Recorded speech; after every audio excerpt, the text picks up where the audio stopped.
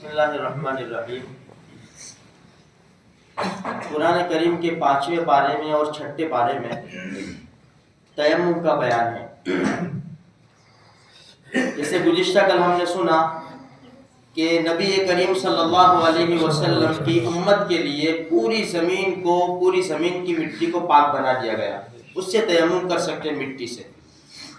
اب قرآن کریم کے 5ویں پارے میں بھی اور 6 پارے میں بھی سورہ مائدہ، دیکھو اللہ پاک کیا فرماتے ہیں، آیت کا ترجمے سے سمجھ میں آ جائے گا۔ یا ایھا الذین آمنو، اے ایمان والو، یا ایھا الذین کفروا نہیں کہا، کافروں پر نماز نہیں ہے، یا ایھا الذین آمنو، اے ایمان والو۔ اللہ ہم سے مخاطب ہو رہا ہے، بڑے نصیب دار ہیں میرے بھائیوں، اللہ ہم سے بات کر رہا ہے۔ یا ایھا الذین آمنو اذا قمتم الی الصلاۃ، جب تم نماز کے لیے ارادہ کرو کھڑے ہونے کا کہ میں اب نماز پڑھنی ہے، تو پہلے وضو کے 4 فرض بتائیے۔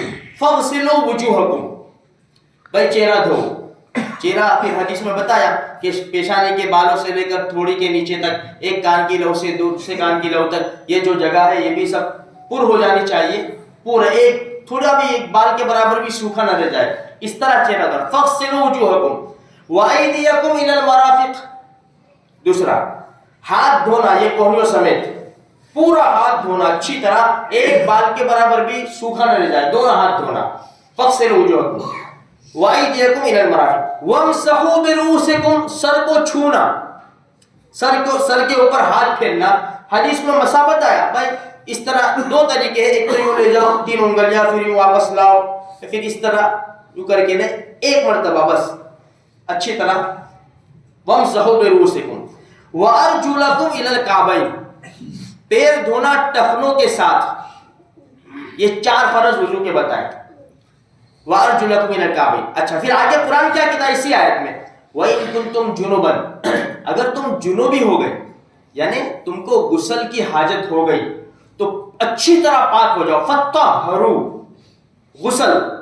وَإِن كُنتُمْ مَرْضَىٰ، اگر تم بیمار ہو، أَوْ عَلَىٰ سَفَرٍ، یا سفر پر ہو، أَوْ جَاءَ أَحَدٌ مِّنكُم مِّنَ الْغَائِطِ، یا کوئی پاخانہ سے آیا ہو، ٹوائلٹ سے آیا ہو، أَوْ لَامَسْتُمُ النِّسَاءَ، یا بیوی سے ملا ہو، فَلَمْ تَجِدُوا مَاءً، اب پانی نہیں ہے، وضو کی ضرورت ہے یا غسل کی ضرورت ہے؟ بھائی ٹوائلٹ سے کوئی آیا تو اس کو وضو کی ضرورت ہے، بیوی سے کوئی ملا اسے غسل کی ضرورت ہے۔ اب کیا ہے، فَلَمْ تَجِدُوا مَاءً، پانی نہیں ہے۔ اب قرآن کہتا ہے فَتَيَمَّمُوا صَعِيدًا طَيِّبًا، یہ قرآن کا حکم، پاک مٹی سے تیمم کرو۔ کیا کرو کیسا، فَامْسَحُوا بِرُؤُوسِكُمْ فَتَيَمَّمُوا صَعِيدًا طَيِّبًا فَامْسَحُوا، کیا ہے، بِأَيْدِيكُمْ، اچھا یعنی تیمم کرو، پاک مٹی سے تیمم کرو چہرے پر اور ہاتھوں پر۔ جیسے کل بتایا کہ بھئی بڑا حدث ہو یا چھوٹا حدث، غسل کی ضرورت ہو یا وضو کی ضرورت ہو، ایک ہی تیمم ہے، مٹی کے اوپر ہاتھ مارے اور ہاتھ چہرے کے اوپر پھیر لیا اچھی طرح، پھر مٹی کے اوپر ہاتھ مارے، بائیں ہاتھ سے رائٹ ہینڈ کے اوپر، سیدھے ہاتھ کے اوپر، اور سیدھے ہاتھ سے بائیں ہاتھ کے اوپر پھیر لیا، ہم پاک ہو گئے۔ اب وضو کی ضرورت نہیں ہے، اس لیے کہ پانی نہیں ہے، یا تو پانی کے استعمال کے اوپر ہمیں قدرت نہیں ہے، اب ہم پاک ہو گئے، نماز قرآن ہم سب کچھ کر سکتے ہیں۔ وضو کا اور غسل کا تیمم ایک ہی ہے۔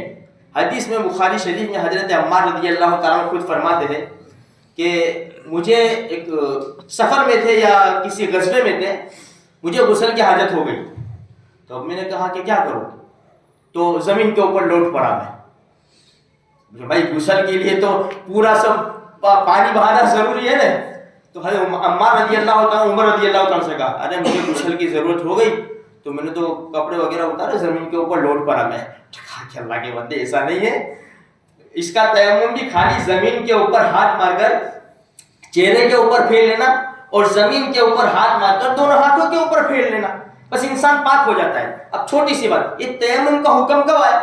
جب ہمارے نبی صلی اللہ علیہ وسلم ایک سفر سے واپس آ رہے تھے، ایک جگہ پڑاؤ ڈالا، امی عائشہ رضی اللہ تعالی عنہا کا ہار گم ہو گیا، تو قافلے کو روک لیا, ہار کو ڈھونڈوانے گئے. ابو بکر صدیق رضی اللہ تعالیٰ کو لوگوں نے آ کر کہا, صحابہ کرام کی جو جماعت تھی, کہ دیکھو تمہاری بیٹی کی وجہ سے نبی کو بھی رکنا پڑا اور سارے مسلمانوں کو. ابو بکر صدیق رضی اللہ عنہ تشریف لائے. امی عائشہ خود فرماتی ہے مجھے برابر ڈانٹا, یہاں تک کہ شادی شدہ لڑکی, یہاں امی عائشہ فرماتی یہاں تک کہ مجھے وہ ہمارا وہ کہتے ہیں نا وہ یہ اس طرح کھل یہ کیا کہتے ہیں اس کو, چوٹلی, ہاں اس طرح چوٹیاں وغیرہ مجھے کھل لی, مجھے میں بالکل نہیں ہلی, اس لیے کہ اللہ کے رسول میرے گود میں سوئے ہوئے تھے.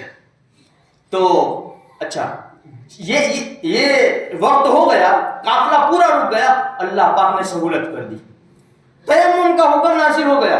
اسید ابن حذیر فرماتے ہیں کہ ابو بکر کے گھرانے والوں, اس امت نے تم سے یہ پہلا فائدہ نہیں اٹھایا, اس امت نے تو تمہارے گھرانے کی وجہ سے بہت فائدے اٹھائے. تو خیر کہنے کا مقصد یہ ہے اللہ پاک نے ہم کو بہت زیادہ سہولت دی ہے میرے بھائیوں, ہم بڑی خوش قسمت امت ہے. بس تھوڑی سی قربانی میں لگ جاؤ, اللہ کے حکم پورے کرو, نبی صلی اللہ علیہ وسلم کے طریقے پورے کرو, دنیا میں بھی مزے ہے آخرت میں بھی مزے ہے. اللہ مجھے آپ کو سارے مسلمانوں کو